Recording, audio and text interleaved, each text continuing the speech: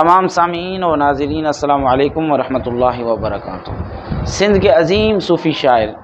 شاہ عبداللطیف بھٹائی، جنہوں نے ساری زندگی لوگوں کو انسانیت کا درس دیا، محبت کا درس دیا، پیار کا سبق سکھایا لوگوں کو، ان کا کلام شاہ جو رسالو جو کہ مشہور ہے پوری دنیا کے اندر، اس کا سر کیڈارو واقعہ کربلا کی رکت آمیز یادوں کے ساتھ جڑا ہوا ہے۔ سر کیڈارو اہل عشق کے کارواں کے سردار امام عالی مقام امام حسین علیہ السلام اور اہل بیت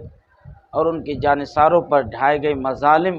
اور لازوال قربانی کی 6 ایسی داستانوں پر جڑا ہوا ہے جن کو سن کر پڑھ کر دل خون کے آنسو روتا۔ یہ سلیقے اور حق اور باطل کی جنگ میدان کربلا میں آپ بیتی کو بیان کیا گیا ہے۔ شاہ لطیف سر کیڈاروں میں کہتے ہیں، محرم موٹی آیو آیا تان امام مدینے جا جام مولا موکھے میڑیے۔ کہتے ہیں کہ محرم تو آ گیا، جیسے چاند محرم کا نظر آیا، فرماتے ہیں محرم تو آ گیا مگر امام تشریف نہیں لے کر آئے، اے والی مدینہ خدارا مجھے شہداء کے ساتھ ملا دو۔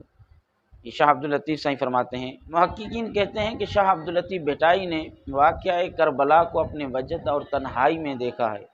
اور بیان کیا۔ سر کیڈاروں میں واقعہ کربلا کا لافانی حال بیان کرتے ہوئے شاہ سائیں نے فرمایا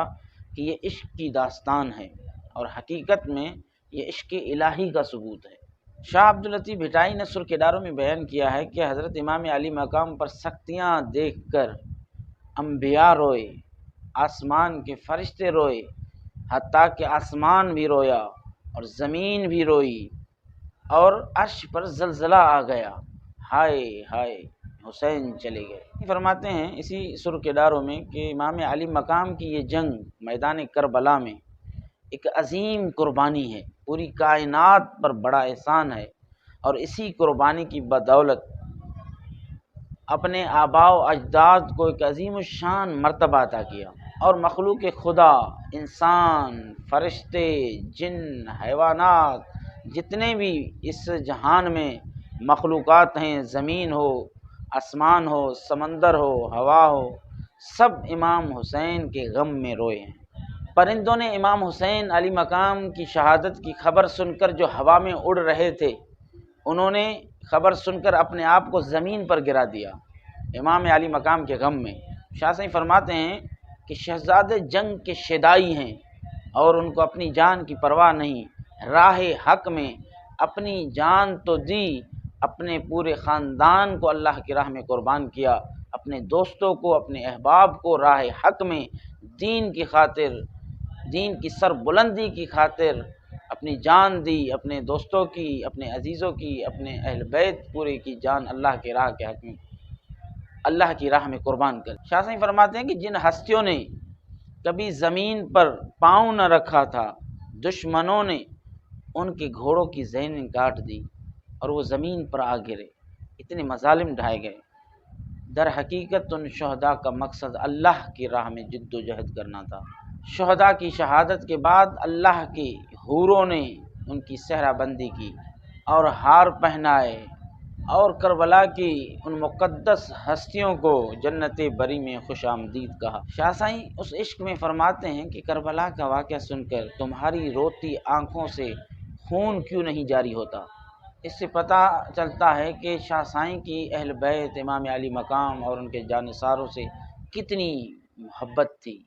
محققین کہتے ہیں کہ محرم الحرام کے ایام میں